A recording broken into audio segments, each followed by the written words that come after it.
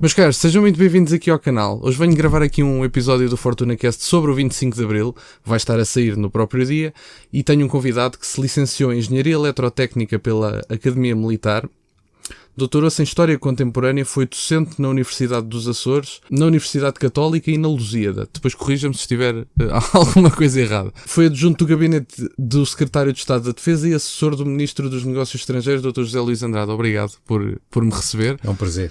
Gosto imenso do assunto e venho-lhe pedir alguma ajuda, até alguns esclarecimentos sobre o tema. Gostava de lhe perguntar primeiro sobre o seu percurso pessoal, até porque, como eu disse na introdução, e já me corrige se achar adequado, são áreas completamente diferentes, no caso, a engenharia e a história contemporânea. São duas coisas que parecem não estar muito conectadas, e eu gostava de saber como é que se juntam esses dois interesses na mesma pessoa. A explicação é bastante fácil até, mas antes permita-me uma correção. Claro. Efetivamente, onde eu fui docente, para além da Universidade dos Açores, foi na Arizona State University, nos Estados Unidos, porque os cursos na Academia da Força Aérea em Portugal, e os cursos que mencionou foram na Católica e na Lusíada, foram essencialmente cursos de pós-graduação na área da Engenharia de Segurança. Okay. E, portanto, não tem, obviamente, a relevância. Mas ensinou lá? Sim. Ok. Sim, não estava incorreto. Não estava incorreto, só que não tem a relevância de um ensino sistemático e continuado, claro, que pressupunha as engenharias. Portanto, foram aulas especiais, portanto, relacionadas com um curso de direção para diretores de segurança. A razão por esta aparente interesse tão polifacetado tem muito a ver com o facto da história sempre me ter entusiasmado desde criança. Eu fiz o secundário no liceu, chamava-se na altura no Liceu Normal de Évora, que era um liceu, obviamente, em que se aplicavam, portanto, as metodologias de ensino mais modernas, com pedagogos referenciados. Tive grandes professores de português. Gostava de salientar, portanto, mais tarde foi professor na Faculdade de Letras o Fernando Martinho, o professor Albano Martins, que foi no meu quinto ano, o atual nono ano, foi o meu professor de português. Foram pessoas que me influenciaram bastante. São pessoas, além do mais, são pessoas de esquerda, não tiveram qualquer influência nenhuma política sobre mim, mas tiveram do ponto de vista cultural, foram pessoas extremamente importantes. Quando eu cheguei ao sétimo ano, portanto, aquilo que é hoje o 11º, 12º, havia necessidade de seguir uma carreira, prosseguir os estudos académicos universitários em algo que pudesse, de certa forma, satisfazer alguma curiosidade científica que eu tinha. E como os meus amigos competidores, chamemos-lhe assim, do ponto de vista de notas, os outros dois resolveram seguir para a Engenharia Eletrotécnica, também fui para a Engenharia Eletrotécnica. Basicamente aconteceu aquilo que acontece a muitos jovens hoje em dia, que não sabem bem o que querem, e, portanto, a história ficou congelada durante algum tempo. Senti-me muito realizado como engenheiro. Foi um percurso de estudo complicado. Eu iniciei-me no técnico. O técnico fechou, as pessoas não se recordam disso, mas o técnico fechou por razões políticas em 72, e eu resolvi aproveitar o facto da Academia Militar ter iniciado cursos abertos a alunos civis, e, portanto, transitei para a Academia Militar, onde concluí o meu curso, portanto, ao abrigo de uma legislação especial para alunos civis. Eu nunca fiz a tropa, porque a minha incorporação era de 1974. Em 74, que eu saiba, não houve incorporações. Eu faria 20 anos em 74, não houve incorporações, portanto, nem sequer fiz a tropa, embora tivesse acabado por estar sempre ligado, de certa forma, a instituições de defesa, professor na Academia da Força Aérea. Fiz o curso de Defesa Nacional em 90-91, estive no Ministério da Defesa durante quase 7 anos, em gabinetes governamentais, enfim, por isso sempre andei. Quando me reformei, e portanto já tinha disponibilidade profissional para poder dedicar-me aos estudos mais sérios do ponto de vista de doutoramento, consegui preparar nos últimos anos ainda do meu trabalho de engenharia. Eu estava na Caixa Geral, no grupo Caixa Geral de Depósitos. Consegui fazer uma espécie de cadeiras em que me deram 30 ECTS, portanto 30 créditos, que me permitiu depois concorrer a uma universidade estrangeira para fazer um doutoramento, isto é, sem ser licenciado em História, e fiz esse doutoramento. Esse doutoramento foi feito na Universidade de Navarra, caiu em cima da pandemia, portanto, demorei mais um ano do que estava à espera, os arquivos estavam fechados, a minha tese é uma tese muito intensiva do ponto de vista de busca em arquivos, e concluí em fins de 2021 com 2 orientadores, um português e um espanhol. Em português foi o Dr. Rui Ramos, e o espanhol, o Dr. Pablo Pérez, e que me acompanharam, portanto, até à concretização, de facto. A ideia do doutoramento tem basicamente a ver com, quase chamaríamos, uma validação dos meus artigos, dos meus trabalhos, que já vinha fazendo de antes. Nomeadamente, tinha escrito 2 livros, assim, bastante calhamaços até, um em 2017 e outro em 2019, e que de certa forma foi também a parte curricular que me auxiliou na candidatura direta ao programa de doutoramento. Mas é engraçado dizer isso, porque ao fim e ao cabo diz que entrou no curso de engenharia por não saber o que queria, mas ao fim e ao cabo acabou por gostar da área, então... Claro que sim, Isso é ótimo, isso é ótimo. E concluí, apesar de ter na altura uma intensa atividade política, dado, enfim, a situação que o país vivia, portanto, estamos obviamente a falar quer antes, quer depois do 25 de Abril,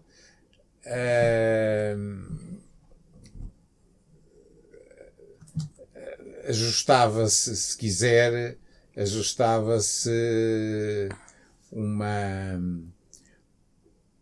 uma participação clara do gosto, portanto, pelas engenharias, e com uma nota suficiente para poder ser assistente, coisa que vinha a ser, e foi quando eu fui para a Universidade dos Açores, portanto, que fui como assistente, portanto, e que acabei por até chegar a regente da cadeira de Energia e Recursos Naturais, portanto, liguei-me às áreas da conversão, sobretudo as áreas da conversão de energia solar em eletricidade, as áreas fotovoltaicas, e, portanto, gostei sempre do que fiz em engenharia, e creio que, aliás, que o fiz sempre bem. Portanto, senti-me sempre muito realizado com aquilo que fiz em engenharia. Portanto, não havia nenhuma desilusão ou algo, não, pelo contrário, senti-me sempre muito bem como engenheiro e sinto um grande orgulho. Isso é muito bom, isso é muito bom.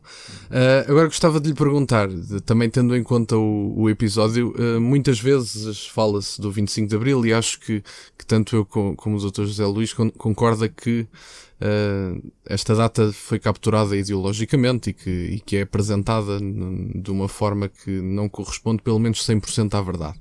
Eu gostava de lhe perguntar, porque acho que é importante, antes de partirmos para a data em si, para percebermos de onde é que viemos exatamente nessa circunstância, o que era exatamente o Estado Novo e de onde é que viemos para o que somos hoje em dia. Claro, dizer-lhe que era o Estado Novo é extremamente complicado, isso nunca mais saímos daqui, mas porque o Estado Novo merece um estudo doutorado do que é que era, porque é que surgiu em 33, portanto não é meramente a questão do salazarismo que está em causa, mas acho que não vamos falar sobre isso. O Alexandre com certeza não é sobre isso que quer falar hoje, porque seria extremamente maçador até da minha parte, gosto muito de falar e portanto não seria. O que eu lhe posso dizer, e isso peço como testemunho, é o seguinte: eu aos 15 anos já sentia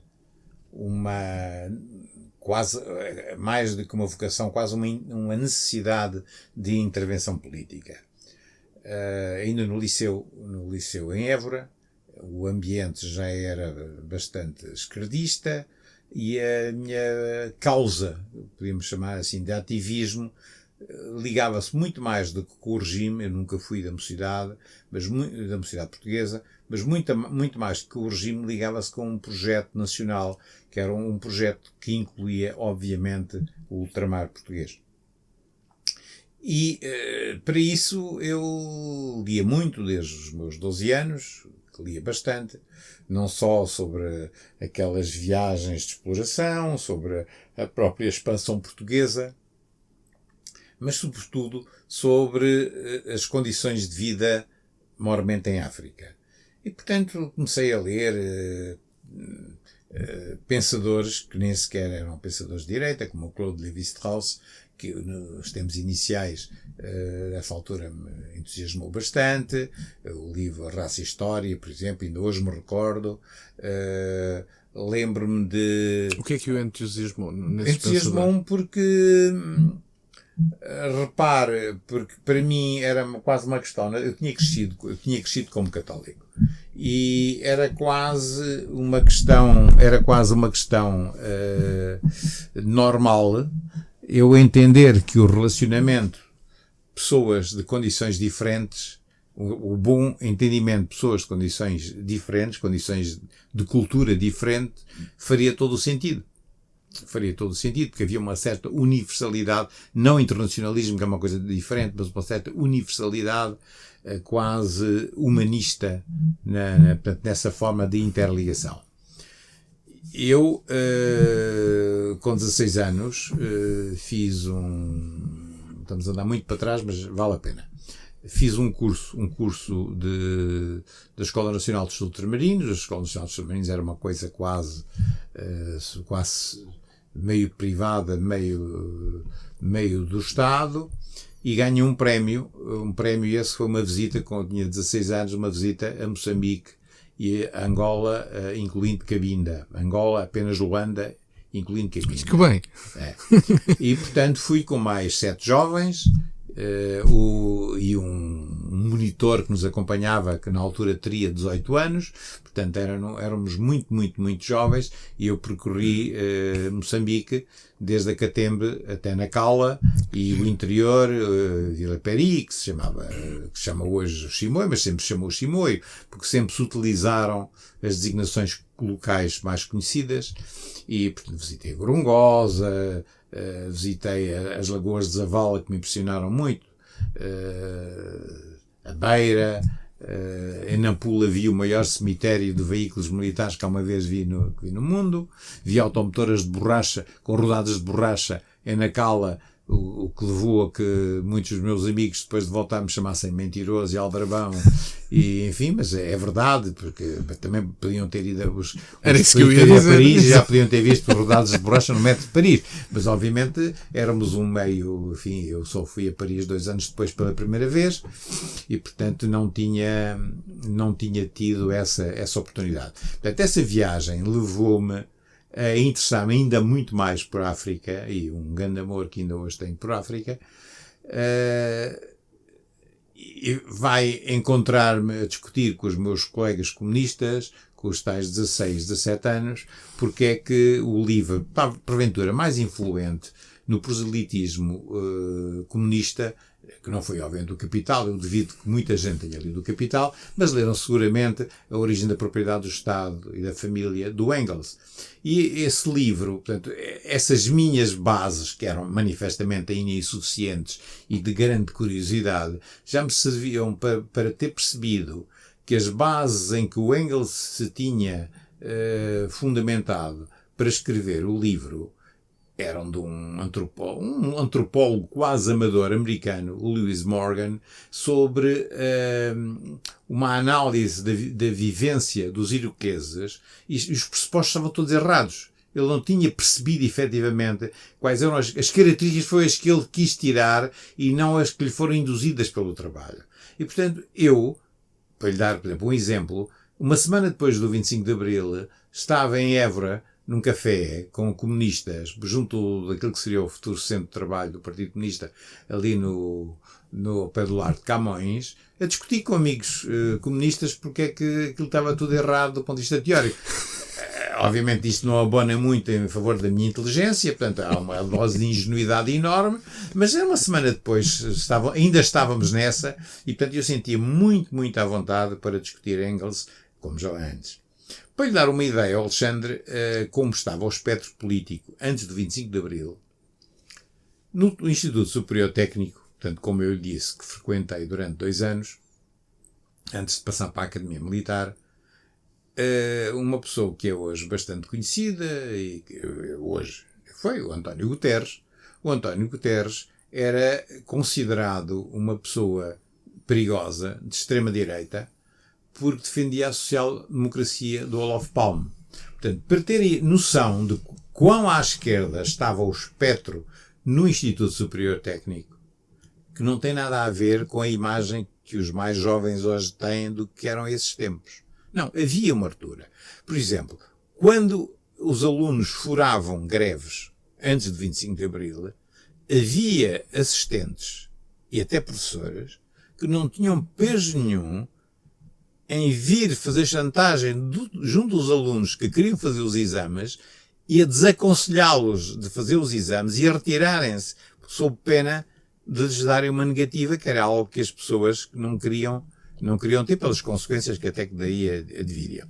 Portanto, era um trabalho, era uma vivência complicada do ponto de vista político. Eu não me calava nem debaixo d'água, inclusive cheguei a ser eleito delegado da minha turma aos serviços, portanto, à Associação de Estudantes, na Associação de Estudantes, em que eles tinham que me tolerar, embora as ameaças de pancada eram sistemáticas, e inclusive cheguei a apanhar bastante da polícia de choque, obviamente não por razões políticas, mas porque estava no lugar errado na hora errada. Claro. E aquelas táticas todas que também os esquerdistas adquiriram de saber como enfrentar a polícia, e também passei por isso. Eu e outros amigos meus pensavam da mesma maneira, também passámos por isso. Portanto, a vivência antes do 25 de Abril não é aquelas baboseiras que eu ouço ensinarem nas escolas aos meus netos de uma forma sistemática e programada, que é uma narrativa mentirosa. Antes, o que é que se passava? O que se passava é que houve uma aceleração da repressão política a seguir a maio de 68, porque começou a haver uma agitação, sobretudo dos meios universitários, maior, e que correspondia à onda que se verificava toda a Europa, a seguir ao maio de 68. Em que eram deixados de parte por Salazar, não eram? Não, quer dizer, Salazar metia-se pouco nisso. Havia os salazaristas que faziam mais o trabalho que o Salazar não se metia. O Salazar, sim, havia pessoas que... E quem sempre sofreu a repressão ao longo da história, durante o Estado Novo todo, eram as pessoas de baixa condição, chamada, que hoje se chama, é um termo horrível, de baixa condição social do Partido Comunista. Porque nem mesmo os meninos de família que eram do Partido Comunista português, ou os seus afiliados, depois posteriormente maoístas, eram presos, eram detidos, mas não havia nem os maus tratos de que se queixam, de facto, os operários e os camponeses, sobretudo os operários, que o partido não tinha assim muitos camponeses, mas dos operários que o Partido Comunista sofreu ao longo de todo do seu trajeto, e que obviamente é honra seja feita, lutavam por um ideal, mas não necessariamente o ideal da liberdade, como as condecorações que lhes têm sido outorgadas, não era, obviamente, comparando o que se passava cá com o que se passava na União Soviética, liberdade seria, porventura, a última palavra a ser usada. Portanto, lutavam por um ideal, esse ideal era o ideal comunista, de uma sociedade comunista, e que já vinha, portanto, desde 1921, quando o partido foi fundado em março de 1921, e mesmo antes, que esse é outro erro. Penso que aí é melhor não falar em nomes, ia falar na Raquel Varela, mas não vale a pena. Mas é óbvio que os anarquistas também eram comunistas, portanto os anarquistas eram, aliás, conhecidos como comunistas. O termo geral geralmente eram os avançados, que também é outro termo, que era o termo que a polícia utilizava e que tem muito a ver com o facto da PID, que era PID, a anterior PVDE e a anterior Polícia de Informações, sobretudo a Polícia de Informações, ter tido nos anos 20 uma grande participação de antigos militantes do Partido Radical. E, portanto, esses militantes do Partido Radical referiam-se aos comunistas como os avançados, hoje o significado seriam os progressistas. Portanto, isso chega-se ao 25 de Abril. Os avançados são os progressistas. São os progressistas. Hoje não se utiliza o termo avançados, mas era o que se utilizava na altura, portanto, nos anos 20, 30, 40 ainda. Depois passou-se a usar os progressistas quando entraram,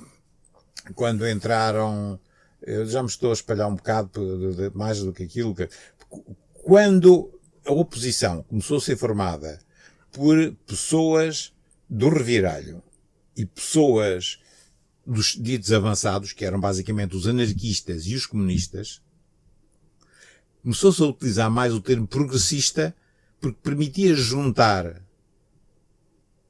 com os avançados os reviralhistas. Ora, os reviralhistas eram pessoas que, na sua esmagadora maioria, tinham participado no 28 de Maio. Portanto, o reviralho sai do 28 de Maio, sai da facção que perde no 28 de Maio. Aliás, facção essa à qual foi essa facção que convidou o Salazar pela primeira vez para Ministro das Finanças. Foi exatamente a facção mais esquerdista e que depois, mais tarde, haveria em várias revoltas combater a ditadura militar e depois a ditadura nacional. Mas tudo isto é irónico, porque foi o Mendes Cabeçadas, por sugestão, como o Cunha Leal reconhece nas suas memórias, por sugestão do Cunha Leal, que tinha sido colega dele em Coimbra, o Salazar é convidado por Mendes Cabeçadas, portanto, a ir para o governo como Ministro das Finanças. Exatamente para a facção mais esquerdista. Depois as outras duas fações, uma facção que hoje seria considerada mais à direita, diria qualquer um desses comentadores superiores das televisões, ultra-extrema direita ou coisa que valha, como os nacionais sindicalistas do Rolão Preto, que o Salazar tratou de pôr condono muito rapidamente, e foi a solução centrista mais pragmática que acabou por ser encarnada mais tarde por Salazar, já nos anos 30, 32, quando ele vai pela primeira vez para chefiar o governo, em 5 de julho de 1932, acaba por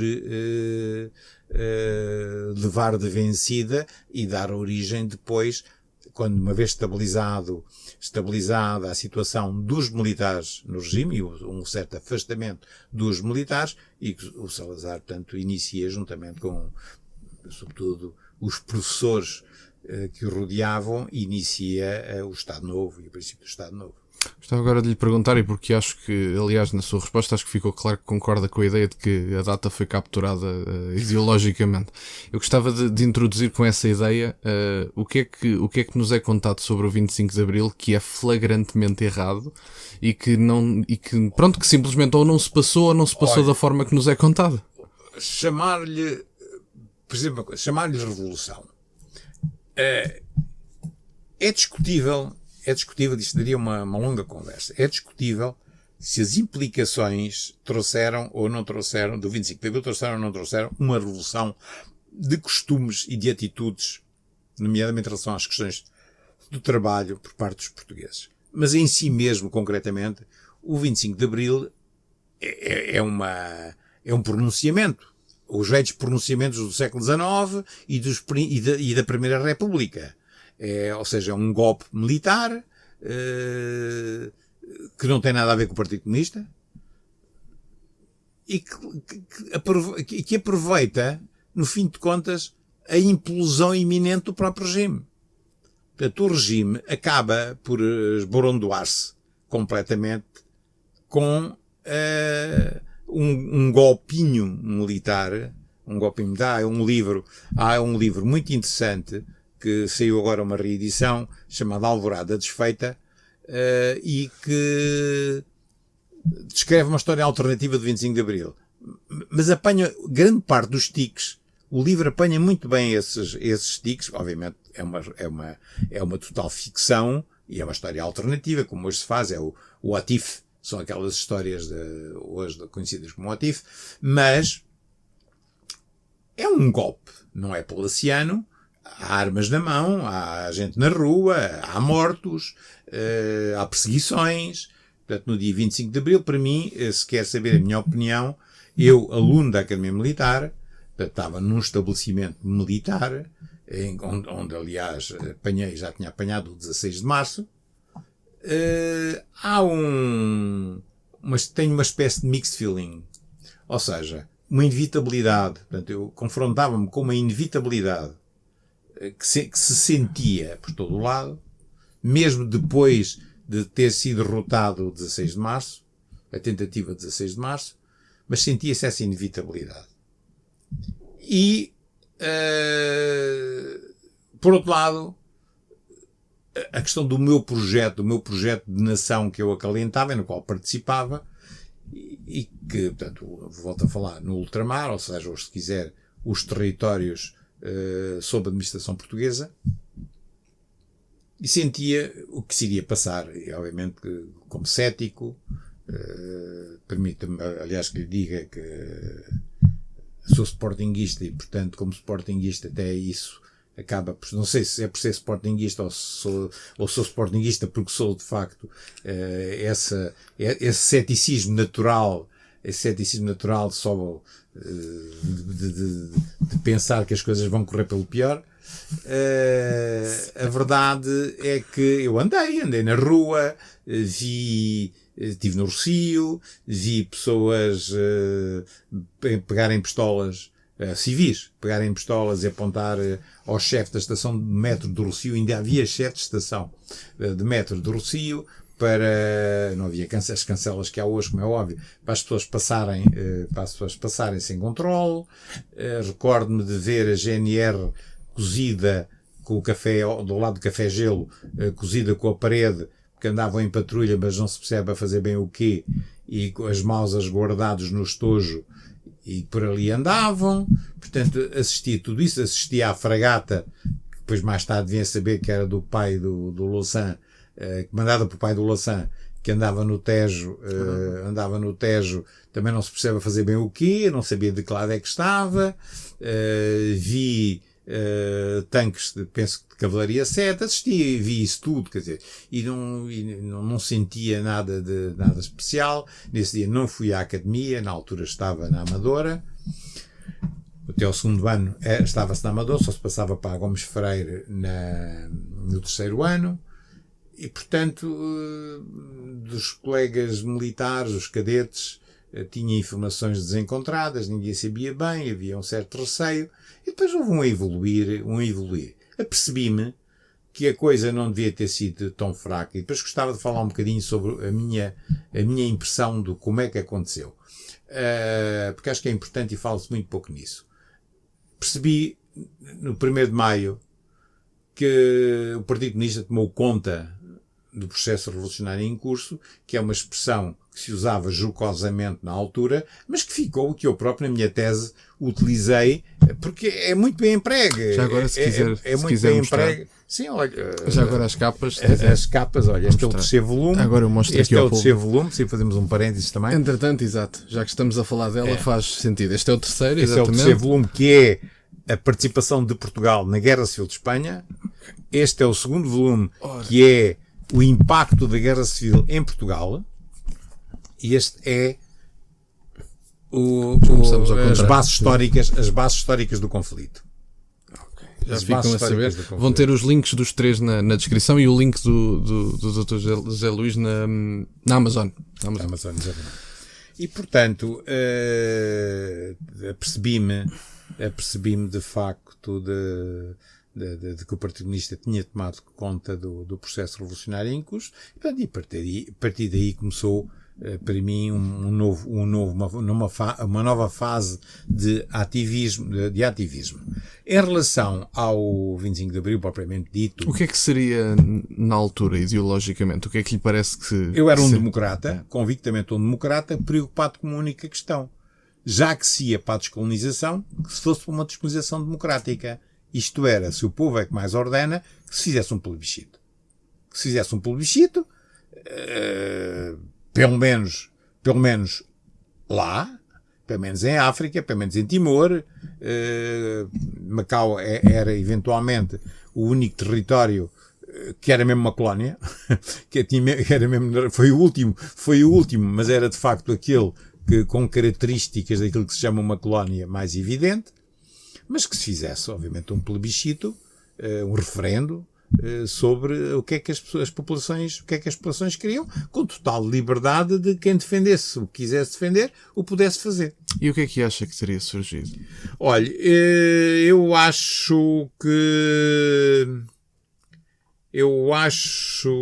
os resultados, por exemplo, em Angola,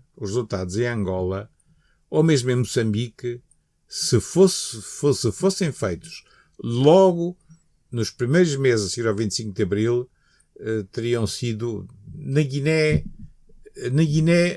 não sei. Quando digo não sei, não é para fugir à questão. Não sei. A história da Guiné, militarmente, está muito mal contada. Muitíssimo mal contada. E o PAIGC estava de rastos. Porque eu acabei por ir estudando as coisas mais tarde, e depois já lhe dou alguns elementos. Mas em Angola e em Moçambique, as populações já não estavam muito afetadas pela guerra. Portanto, a guerra tinha praticamente acabado, estavam quase a situações mais de quase podemos chamar de polícia, o que podia também ser perigoso, porque de repente podia se transformar numa outra coisa. Mas a chamada guerrilha tinha acabado, as pessoas circulavam com grande à vontade, quer para norte, quer para sul, e portanto não havia. Em Moçambique, tinha sido aberta uma nova frente de combate na zona de Cabora-Bassa, arrebentado umas minas, mas o princípio era o mesmo, e estava a haver alguma resistência, sobretudo com a crescente incorporação de tropas dos estados, antigas províncias ultramarinas, no caso de Angola e Moçambique, tinham sido transformados em estados. E estava a haver uma progressiva aceleração no processo de recurso a... Eu recordo em Évora, por exemplo, não é o caso, estamos a falar de uma coisa completamente diferente. De Cabo Verde, Évora estava com milhares de soldados cabo-verdianos, faziam parte do dia-a-dia normal e não havia problemas, e estavam, sobretudo na Infantaria 16, em que estavam em instrução, e depois iam para o ultramar, mas sobretudo a nível local havia de facto já uma incorporação bastante grande de tropas locais. O exército, o regime, nomeadamente o professor Silva Cunha, quando ministro do ultramar, tinha tentado recuperar o velho projeto das tropas locais, os projetos, portanto, do exército de Angola, do exército de Moçambique, como os ingleses tinham feito um pouco, sobretudo na Índia, mas os militares, as cúpulas militares opuseram-se terminantemente e, portanto, esse projeto não foi avante, e, portanto, o recrutamento de metropolitanos continuava com cada vez mais necessidades, porque os oficiais não chegavam para os sistemas que tinham sido adotados de quadrícula, de ocupação de quadrícula, se bem que a quadrícula em si tinha consequências de uma atividade relativamente baixa. Eram as tropas especiais e algumas tropas especiais locais que obtinham os resultados mais interessantes do ponto de vista militar. Mas, dito isto, Não sei, porque nunca se viu qualquer interesse, tirando a cabeça aparente do general Spínola, que muitas vezes parecia lembrar o general Gomes da Costa, e com alguma injustiça para o general Gomes da Costa, mas que diziam os adversários que o general Gomes da Costa tinha uma cabeça de galinha, que era sempre da opinião da pessoa com quem tinha falado em último. E, portanto, o general Spínola às vezes fazia-me lembrar um bocadinho o Marechal, na altura, general Costa Gomes, antes do 28 de maio. Gomes da Costa, peço desculpa. Coitado do Gomes da Costa. Do general Gomes da Costa.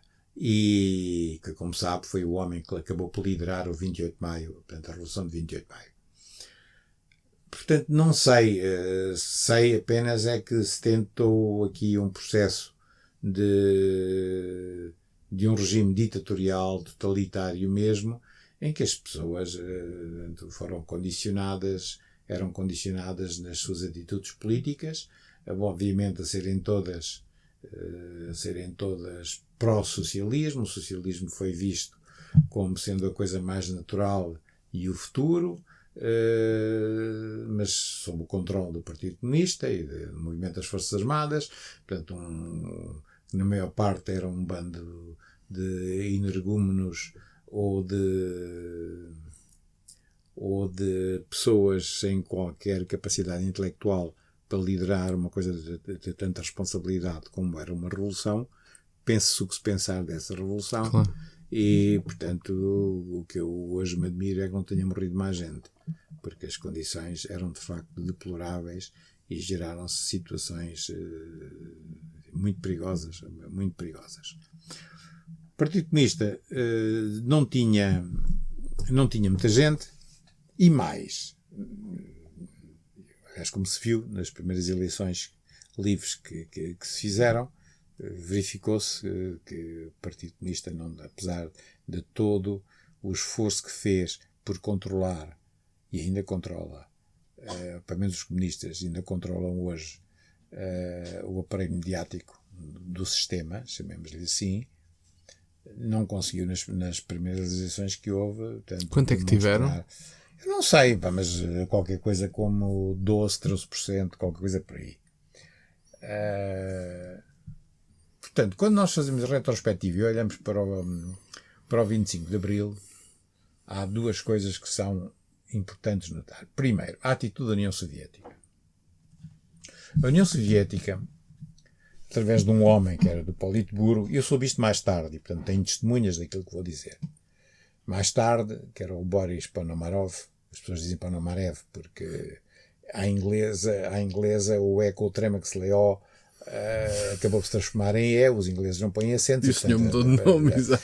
É o Boris Ponomarev, que era do Politburo, do Partido Comunista da União Soviética, era o responsável das relações com países do terceiro mundo, penso eu, qualquer coisa do género. E em 73 chamou a Frelimo, isto passou-se na primavera de 73, chamou Frelimo, estiveram presentes na reunião Samora Machel, o Dr. Oscar Monteiro, que era uma espécie de delegado para as relações internacionais da Frelimo, foi ele que me contou isto, portanto não há melhor testemunha. Foram chamados com o Ponomarev, e o Ponomarev disse-lhes que, face ao excesso de ajuda chinesa que eles estavam a receber, portanto os ciúmes entre Moscou e Pequim, os russos iam deixar de apoiar a Frelimo. Além disso, avisou-os que a guerra estava a demorar tanto tempo. Eles tinham relatórios internos, eu já lhe digo o que é esse relatório interno, eles tinham relatórios internos que demonstravam que, efetivamente, a Frelimo não tinha feito as ocupações de território que alardeava ter feito. Isto porquê? Porque a PIDE convidou uma delegação da Frelimo, em fins de 67, a visitar Moçambique. Foi um célebre jornalista que era obviamente, do KGB, que comandava esse grupo. Foram 3 elementos do KGB que visitaram Moçambique, todo Moçambique, e fotografaram tudo em instalações militares. Esse jornalista chamava-se Vítor Luís. E viajaram por Moçambique o que quiseram. Foram acompanhados por duas pessoas que me contaram, e isso está escrito no livro do António Gomes Lopes, com Moçambique, a Guerra Secreta, 1963-1974, penso que é o título, se não me engano, será esse.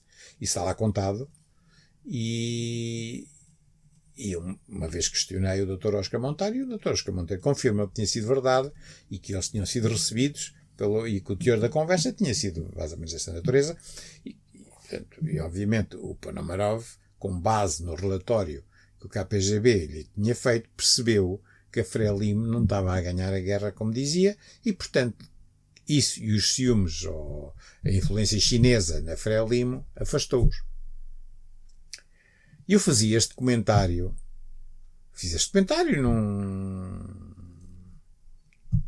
com uma pessoa do MPLA, 2 anos mais tarde, pessoa importante do MPLA. Isto é em que ano? O quê? O comentário que fez. Este comentário foi há 4 anos. Foi recente. Não, este comentário e tudo isto eu soube da boca do Dr. Oscar Monteiro há 5 anos. Okay. E o comentário que fiz à pessoa do MPLA foi, um alto quadro do MPLA, foi há 4 anos, por aí. Okay. Estava a comentar, veja lá que se passou isto. Pois acontece que também nos chamaram a nós.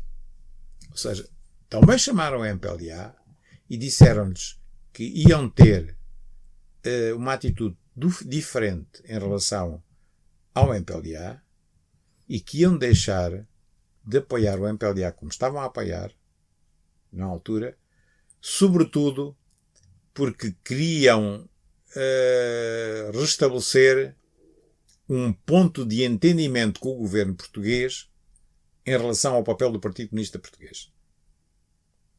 Portanto, houve uma reavaliação, e entendiam que há quem diga, eu pessoalmente acho que não acredito, mas que também quem sou eu, há quem diga que isto teve até a ver um pouco com uma fuga facilitada do Álvaro Cunhal, que consta, eu pessoalmente penso que é mentira, mas consta, diz-se em alguns mentideiros políticos, que parte do setor do regime terá facilitado, do regime ainda em vida, obviamente, de Salazar, quando o Cunhal fugiu, terá facilitado a fuga do Cunhal. Não sei. Honestamente não sei. Penso que que era apenas uma reavaliação que a União Soviética fazia em termos de relações internacionais, porque as coisas não estavam a correr bem, e sempre teve, como aliás aconteceu com outro assunto que eu depois estudei a fundo, que a Guerra Civil de Espanha, sempre tiveram muito receio de ser eles, no tempo do Stalin, de serem eles a iniciar qualquer conflito que lhes pudesse trazer a guerra até às portas. A União Soviética não queria, de facto, não queria não queria a guerra. E isso permitiu-me olhar para o 25 de Abril de forma diferente e perceber que houve 2 pessoas, também em entrevistas que eu fiz na altura, uma delas só, a outra foi por terceiras partes, pessoas amigas, que foram importantíssimas no próprio 25 de Abril, não no processo revolucionário em curso, no que se passou. Como eu já disse, o PC, uma semana depois, tomou conta do assunto, do Cunhal, por razões históricas. Ele tinha participado, enquanto jovem, em todas aquelas revoltas militares do reviralho contra a ditadura militar, a ditadura nacional e o Estado Novo, e tinha-se borrado neste sentido. Achava que os militares, ele não se tinha borrado, era uma pessoa corajosa, não é isso a palavra não foi a melhor escolha, mas percebeu que não se podia meter com os militares, não confiava nos militares, que os militares acabavam sempre por defraudar. E, portanto, sabia isso. E, por outro lado, a velha questão da ortodoxia e do entendimento da luta de classes, que nunca se poderia esperar da classe dos militares algo que viesse a alterar o status quo do regime. Portanto, o Cunhal não acreditava em 25 de Abril nem coisa no género. Mas havia um comunista ligado, que tinha sido o Partido Comunista em 1970 e já antes tinha entrado num processo de dissidência interna que o fizeram levar para a Roménia, onde participou no projeto da Rádio Portugal Livre em Bucareste, que é o Carlos Antunes, das Brigadas Revolucionárias, Partido PRP, Partido Revolucionário do Povo, ou do Proletariado, ou coisa do género, peço desculpa agora por este lapso. PRPBR era a forma como era conhecido, Partido Revolucionário do Povo, Brigadas Revolucionárias, talvez seja isso. O Carlos Antunes, que eu acabei por conhecer em safaris, eu e a minha mulher, em safaris bibliográficos, porque íamos aí aos fundos, ainda havia alfarrabistas, tinham revistas e tinham livros, e não sei, e acabei por me cruzar com ele e com outra pessoa que depois essa sim virou à direita e se converteu ao catolicismo, que é o Eduino Vila Gomes, portanto, que aliás em determinada altura, para falarem entre eles, falavam por mim, porque ele também apareceu nesse meio. E o Carlos Antunes teve um papel muito importante na ativação do movimento das Forças Armadas, através de ele falou-me eventualmente em duas militantes do PRPBR que estavam como namoradas de 2 oficiais do MFA. Portanto, ele conseguia saber as informações todas do que se diziam nas reuniões clandestinas do MFA e que depois, isso disse-me perentoriamente, passava por uma questão de solidariedade e respeito do passado ao Álvaro Cunhal, que lhe dava pouca importância. É pouca, não a ele, mas às informações que ele lhe passava, vindas do que se decidia nas reuniões do movimento das Forças Armadas. Portanto, o Partido Comunista, pelo menos estava a par do que se passava, via Carlos Antunes, mas não participava, de facto.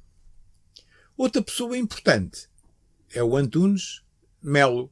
O Melo Antunes é um oficial que, de acordo com uma entrevista que eu fiz ao Vítor Alves e pelo menos ao Vítor Alves, ao Sancho Osório, para um projeto que acabou por não ir avante, fiz com mais duas pessoas, uma jornalista do Expresso e um senhor que é um escritor, um romancista, fizemos isso para uma editora, que era as edições 70, sob o Conselho da Revolução. Fizemos uma entrevista uns meses antes do Vítor Alves morrer e outra ao Sancho Osório sobre o papel que eles, que já eram majores na altura de 25 de Abril, teriam tido e, portanto, havia o papel da maçonaria. Melo Antunes é um maçom que leva Sancho Osório para a maçonaria e Sancho Osório leva Vítor Alves para a maçonaria. Os 3 majores. E Melo Antunes foi medido por Vítor Alves, teve reuniões em 72, pelo menos em 72 e em 73, em Roma e no Extremo Oriente, que penso que não era assim tão extremo, penso que foi em Bangkok. Em Bangkok, com elementos do MPLA e do PAIGC. Portanto, em 72 e 73. E, portanto, Melo Antunes tinha um certo controle nas instâncias internacionais, penso que maçónicas, ou à volta disso, sobre o que se passava e o que se deveria passar, portanto, em Portugal, e que, obviamente, as instruções que recebia era essencialmente entregar as províncias ultramarinas o mais rapidamente possível. do ponto de vista externo, digamos, a frente externa estava coberta por... Duvido que o Mel Antunes e o Carlos Antunes se conhecessem ou se tivessem cruzado, não é isso? Não vejo aqui nenhum conluio. Vejo é uma atuação externa por parte de Mel Antunes e uma atuação interna junto do próprio movimento das Forças Armadas por parte do movimento do Carlos Antunes, que, como sabe, era marido da Isabel do Carmo. E, portanto, para mim, o 25 de Abril, dentro da sua expressão eventualmente pequena, porque para mim foi essencialmente uma implosão do regime, é uma espécie do resultado da firma Antunes e Antunes Limitada, e é assim que eu vejo o 25 de Abril, e para já é aquilo que se me oferece dizer sobre o assunto, porque penso já disse muita coisa para ser digerida por muita gente. Agora gostava de lhe perguntar que faz sentido, e que estava a falar da ideia que introduziu a questão do que é que deveria ter sido, o que é, disse essa frase há bocadinho. Eu gostava de pegar nessa frase e perguntar-lhe qual é que seria a ideia dos envolvidos no assunto para o que deveria ter sido. Sim, e no que é que se tornou verdadeiramente? Pois, penso que, como aliás era lógico, todos tinham ideias diferentes e dispares. Claro. Eu vi pessoas do movimento que diziam, por exemplo, tive com algumas pessoas, penso um capitão de nome Graça, agora não me recordo, que me disse, agora é que vamos lutar em democracia e em liberdade, é que vamos lutar pelo ultramar português. Portanto, eu vi pessoas que encararam, quase todos, enfim, ligados ao setor espinolista, o que não abona muito, digamos, enfim, não digo mais, mas ouvi várias pessoas, não foi única, recordo-me de um capitão qualquer coisa Graça, pá, mas já foram 50 anos, não é? E portanto havia gente que pensava assim, havia gente que queria livrar-se o mais rapidamente possível, digamos, dos problemas da África e do risco do combate e não só. E depois viu-se aquela triste tragédia, aquilo, não sei o que é se era tragédia, se era comédia, portanto, os militares que não tinham, que aliás, como toda a gente do regime, que esta é a grande asneira do salazarismo, é essa, mas já lá iremos, mas a falarem um linguajar que não percebiam e com termos e palavras e um léxico que não faziam a mínima ideia do que é que queria dizer, mas que achavam que assim ficava bem na fotografia, que era bonito, porque era assim que eles ouviam os militantes comunistas falar, e eles também falavam assim, porque não? E, portanto, não eram os pás, obviamente, mas eram as massas e o povo, coisas perfeitamente disparatadas, pessoas que anos antes, muito poucos anos antes, eram instrutores da Mocidade Portuguesa, instrutores da Legião Portuguesa, e, portanto, mas que não tinham a mínima cultura política. Portanto, não havia ali, com exceção de 2 ou 3, que efetivamente eram das estruturas do partido ou de outras coisas, e que sabiam muito bem o que estavam a fazer, a esmagadora maioria não tinha entendimento nenhum, e portanto aquilo era um arraial. O que é que... Começámos pelo passado, fomos à altura da Revolução. O que é o dia de hoje? Dr. José Luís Andrade, o que é que lhe parece o dia de hoje? O dia de hoje é... Já que fizemos a viagem. Sim, o dia de hoje fizemos a viagem e não falámos no sangue que houve de por meio, mas que é importante. Mas o dia de hoje é basicamente 50 anos passados, de muitas lágrimas, de muito sangue, de muitos sonhos de tantos feitos, continuarmos a ser o terceiro país mais pobre da Europa, com o risco de passarmos a ser o segundo, se não qualquer dia o mais pobre mesmo, se a Grécia nos ultrapassar. E esses são os 50 anos de 25 de Abril, são os anos em que os países de leste, que viviam obviamente em condições muito inferiores àquelas que nós tínhamos em Portugal, sobretudo no subdesenvolvimento que se verificou durante a fase final do Estado Novo, e o Nuno Palma tem sido tão atacado e falado, mas que os números não mentem, e que nós, infelizmente, continuamos na cauda da Europa sem grande esperança. Somos um país sem esperança, sem futuro, entregue, como agora se percebe já com este governo fresquinho, o disparate do primeiro governo a que se vai prestar vassalagem é o de Madrid, é não compreender nada da história portuguesa, é não compreender nada de geopolítica, e portanto dói-me, e estou muito apreensivo em relação ao que possa ser para os meus netos, os meus inúmeros netos, e portanto preocupa-me bastante. A única coisa que lhe posso assim dizer, tipo quase em chavão, 50 anos, 50 deputados de Chega. Porque isto é do Chega. Não! É a realidade, porque é o protesto, a forma de protesto e de afirmação daquilo que é hoje importante, ainda para arrepiar caminho em relação ao futuro de Portugal, um futuro em que estamos completamente empenhados, em que em que a corrupção continua a agressar, em que se escolhem para ministros, sobretudo com as pastas que mexem com mais dinheiro, pessoas altamente envolvidas em suspeitas do género. Portanto, em que a corrupção não se combateu, que aumenta. Em que os grandes escritórios de advogados continuam a mandar do país ao serviço de potências estrangeiras. E as pessoas vivem alegremente e muito preocupadas. Outro dia dizia um amigo meu, e é um grande amigo, portanto não quero nenhuma sequer ofendê-lo, estava muito preocupado não com o conteúdo dos discursos, mas sobretudo com o tom. Porque é que as pessoas têm que se irritar e têm que gritar como se essa fosse a questão fundamental. Os discursos que é dos políticos? Dos políticos, sobretudo, obviamente, referia-se ao Chega neste caso. Ao Ventura. Portanto, a preocupação dessa pessoa não era sequer o conteúdo, era o tom. Porque é que as pessoas têm que falar naquele tom, um tom tão irritado? Bom, obviamente eu aí acho que nunca irei para a política, exatamente porque não conseguiria ter um tom mais brando. Se eu tivesse, eu já não vejo televisão por razões de saúde, porque obviamente a imbecilidade é tanta, a incultura é tanta, que as pessoas não se aguentam, dá vontade de entrar pelos ecrãs adentro e fazer qualquer coisa, aos disparates de pessoas totalmente irrelevantes e incultas, mas que falam de cátedra como se percebessem de alguma coisa e todos os outros fossem uns deploráveis. E isso, infelizmente, é aquilo que se...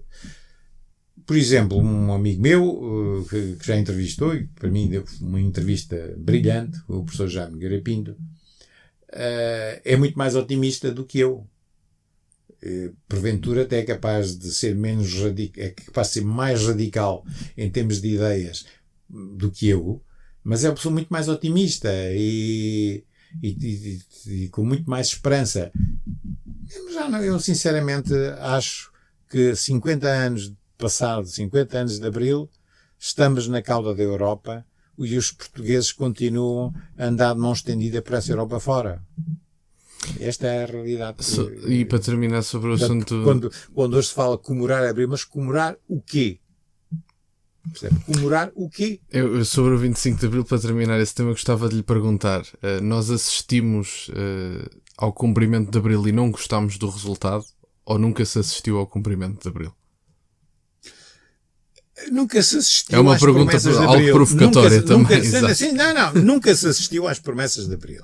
Mas nunca se assistiu às promessas de Abril porque havia tontos como eu, e seguramente milhares e milhares de tontos, que acreditaram nas pessoas, que acreditaram no General Spínola, que acreditaram noutras pessoas, quer dizer, na sua bondade, digamos, no seu propósito, na sua firmeza, na compreensão do processo, e de facto são pessoas que estavam completamente aliadas das dificuldades do que é um processo político e da sua dinâmica. Não, eu hoje tenho obviamente, quer dizer, eu hoje olho para trás e digo, eras preciso ser muito estúpido para não teres visto o que é que iria acontecer de facto. E que quando em 28 de setembro os partidos, 3 partidos pelo menos, foram proibidos, quando a censura estava instituída, quando Freitas do Amaral, por exemplo, andava a gritar que agora sim a revolução pode ser feita porque os fascistas estão na prisão. Freitas do Amaral, friso, não é mentira, não é invenção, as palavras estão estão, para quem os quiser ver, e aonde, o que é que se pode dizer contra a lisura, sobre a lisura do processo de Abril? Tudo o que foi prometido, quer dos 3Ds, quer dos outros chavões, quer tudo isso, tudo falhou. Porque a descolonização, é melhor nem falarem nela, porque a vergonha, digamos, dos milhares e milhares de pessoas que morreram. O fim do processo, que no fim de contas, nos tempos mais recentes, talvez isto é um bocadinho diferente, mais por importação, acaba por trazer novamente o racismo para Portugal. Portanto, ouça, o que é que eu lhe diga? Não lhe posso dizer mais nada. Não lhe posso dizer mais nada. A única coisa que eu posso dizer é o que eu faço, mas com uma sensação grande de impotência, é de desmistificar as narrativas, mas quando se nota nos chamados cães de fila, que é a maior parte, digamos, dos comentadores e pivôs da comunicação social, a função social deles é controlar o rebanho, e o rebanho que continue acéfalo e a ser cumpridor do que lhe mandam cumprir. Quando isso continua assim, não há qualquer hipótese de intervir, é muito, muito difícil. Porque para mim, se me perguntar, não me perguntou, mas é uma coisa extremamente importante. E foi algo que, de uma forma elegante, aprendi ainda do futuro Papa Bento XVI, na altura ainda cardeal Josef Ratzinger, que verdade e liberdade são as duas faces da mesma moeda. Isso é inegável, foi algo de vida, que é algo tão elegante e tão simples, que nós aprendemos. Não pode haver liberdade se não houver verdade, não pode haver verdade se não houver liberdade para pronunciar. E isso passou-se, continua-se a passar, e como se viu, aliás, nestas eleições, eles ainda não perceberam que a esmagadora maioria dos votos, isto é a minha opinião, que a esmagadora maioria dos votos que o Chega teve não foram por militantes do partido, mas foram essencialmente votos que foram condicionados pelos comunicadores das televisões. As pessoas estavam tão revoltadas com o que era dito, com as asneiras, com o ódio que foi transmitido, que acabaram por votar no Chega. Mais de qualquer simpatia que se possa ter, porque há sempre aquelas coisas de portugueses, sempre tivemos isso. O gajo diz isto, eu não gosto disto, não sei, se calhar não voto nele, vou votar. Não. A forma de ódio, a transmissão do ódio que os Tavares e as Mortáguas e aquelas senhoras que ainda lhe os nomes das televisões e aquela comentadora, como a tal, que parece que caiu num banho de água oxigenada, que dizia que o 25 de Abril, que foi o 25 de Abril que trouxe o ensino público. Mas a senhora é parva. Então, eu que estudei no liceu em Évora, toda a vida, um ensino em que as pessoas geralmente só iam para o ensino privado, quem tinha dificuldades no ensino público, vem dizer que foi o 25 de Abril isto é um disparate. E penso que a grande parte da vitória, porque é uma vitória, o Chega passar de 12 deputados para 50 deputados, é resultado exatamente do discurso de ódio que é sistematicamente transmitido na comunicação social.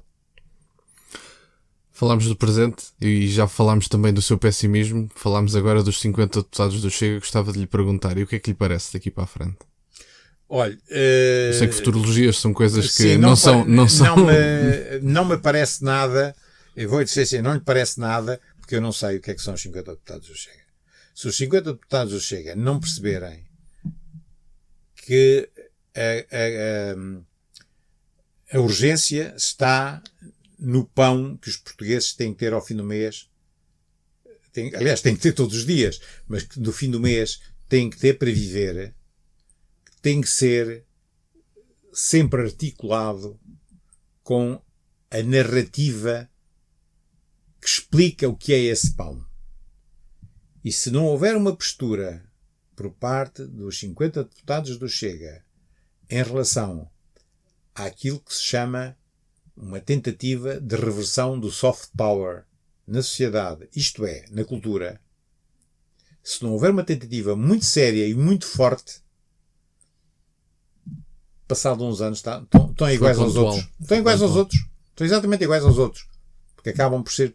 Se eles não perceberem, se não conseguirem perceber o que é que está por trás de tudo isto, não vale a pena, porque daqui a 4, 5, 6 anos são ministros, são isto, são aquilo, não tenho dúvidas, aliás, é uma onda que se está a verificar na Europa, mas não vai haver grande alteração em relação àquilo que é o Portugal que dizem querer.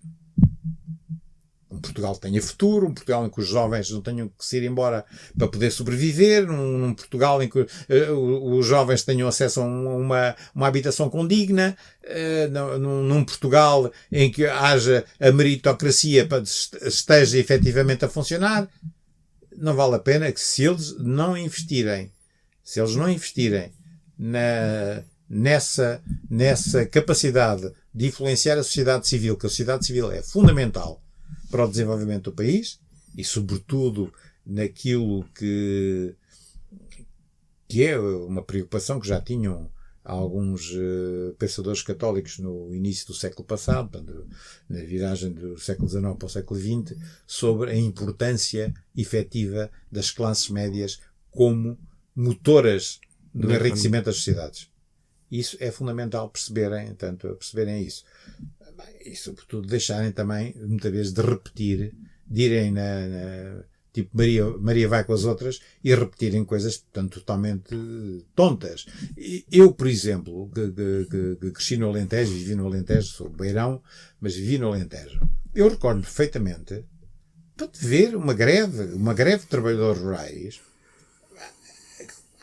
protestar, vou dizer concretamente, em Viana do Alentejo, em que estavam obviamente nervosíssimas, mas eram dezenas e dezenas de homens, organizada seguramente pelo Partido Comunista, mas eram dezenas de homens, de mãos dadas, e a aguentar e a protestar por causa das questões do emprego sazonal. Como sabe, o Alentejo vivia e sofria bastante com a questão do emprego sazonal. Havia pessoas que os latifundiários não contratavam porque não se portassem como devia ser.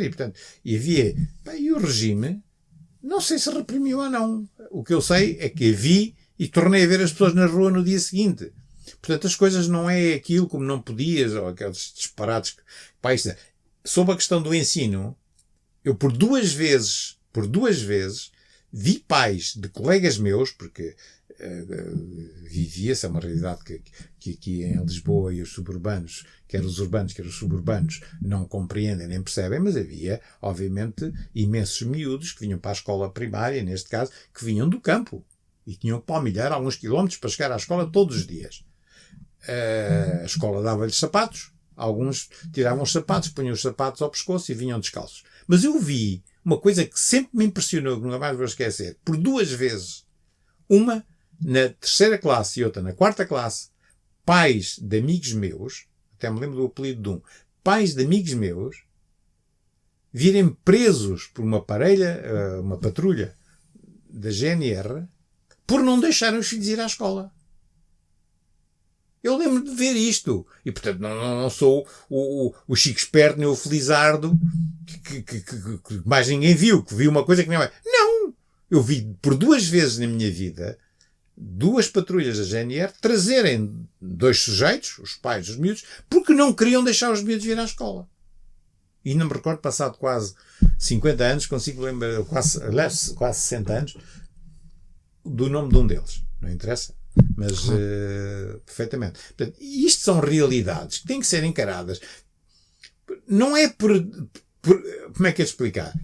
Estas realidades não devem menorizar aquilo que se pretendia com o 25 de Abril. Não devem. Agora, não devem passar a vida a mentir sistematicamente sobre uma realidade que era efetivamente a realidade como era vista e que era, de certa forma, a justificação do seu trabalho por uns grupos reduzidos, nomeadamente de comunistas, sobretudo quando eram operários, passaram maus bocados, mas eram muito poucos. É preciso ter essa noção. E depois de filhos de família reviralistas que conheciam a oposição aqui na linha, na Foz, ou coisa do género. Portanto, isto não me parece que seja relevante. José Luís de Andrade, tenho mais duas perguntas para lhe fazer que são um bocadinho mais pessoais, já não têm a ver com o assunto e acho que também são interessantes porque geram sempre respostas giríssimas. gostava de lhe perguntar como é que se vê daqui a 5, 10 anos e como é que gostaria de um dia ser lembrado. Olha, vamos começar pela última, se não se importa. Claro. Gostaria de ser lembrado. Serei com certeza lembrado pela família, porque tenho uma prole muito grande. Já tenho 7 filhos e 14 netos. Espero ainda ter mais netos. Mas gostaria de ser lembrado por um homem que sempre se bateu pela liberdade e pela verdade, que é aquilo que o pai me disse. Isso era a forma como eu gostaria muito de ser lembrado. A outra questão que me colocou era... Peço desculpa, pôs-me duas. Esta era como é que gostava de ser lembrado, mas tinha-me dito algo antes. Como é que se vê daqui para a frente? Daqui para a frente. Ouça, continuar a trabalhar. Eu, enquanto Deus quiser que eu cá ande, eu volto a repetir, eu sou católico, portanto, sei muito bem, contrariamente ao Fukuyama e aos amigos, ou aos Foucaults, sei muito bem o que é o fim da história. Portanto, é a única coisa que eu sei é qual é o fim da história. Mas vou continuar a lutar sem nunca baixar os braços, apesar do meu ceticismo, sem nunca baixar os braços, sempre na defesa das minhas ideias, custe o custar, como aliás penso que provei ao longo da minha vida, em que fui preso várias vezes e portanto não era nessa altura, não era agora que ia mudar. José Luís de Andrade, obrigado por este tempo, pela sua amizade e por todas as coisas que nos ensina, não só a mim, mas a todas as outras pessoas. Se falasse também sobre os seus ensinamentos, mais uma vez vos digo, vão ter os links todos na descrição, não só, se não for só da Amazon, se tiver outros links deixo-os também. Está a escrever para jornais disso? Sim, os outros dois livros são objetivos, podem ser tão disponíveis já agora, por favor, nas FNACs e nas livrarias, as Bertrands, aqui são ambos editados para a Casa das Letras, é uma marca do Grupo Leia, e este trata essencialmente da Primeira República e numa versão, aliás, os dois, numa versão que tem a ver com a posição dos jacobinos, dos católicos, a questão do movimento operário, que a direita tem sempre a mania de esquecer como é que se formou o movimento operário. Portanto, a história do movimento operário, a história da Primeira República, e essencialmente, o princípio da história da Segunda República. Portanto, o Estado Novo, e um vai até 26, e o outro de 26 para a frente, portanto, a ditadura militar, a ditadura nacional e o Estado Novo.